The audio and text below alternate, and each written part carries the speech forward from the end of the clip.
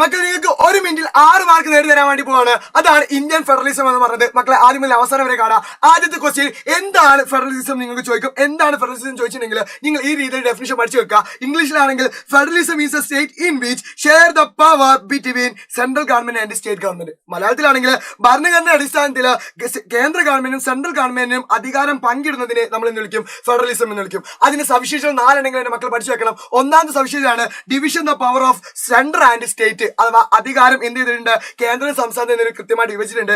ഏറ്റവും കൂടുതൽ പ്രധാന അധികാരം ആർക്കാണ്, കേന്ദ്രത്തിനാണ്. മോർ സബ്ജക്ട് ആൻഡ് കീസ് ആർക്കാണ്, നമ്മളുടെ സെൻട്രൽ ഗവൺമെന്റ് ആണ്. സോ ഇത് നമ്മൾ എന്താ അറിയപ്പെടുന്നു, കോസി ഫെഡറൽ സിസ്റ്റം എന്ന് അറിയപ്പെടുന്നു. മാത്രമല്ല ഇവർക്ക് സ്വന്തമായിട്ട് എന്തുണ്ട്, നീതിന്യായ വ്യവസ്ഥയുണ്ട്. മാത്രമല്ല കോമൺ ആയിട്ട് ഒരു കോൺസ്റ്റിറ്റ്യൂഷൻ തന്നെയാണ് എല്ലാവർക്കും ഉള്ളത്, ഒരു പൊതു ഭരണഘടനയുള്ളത്.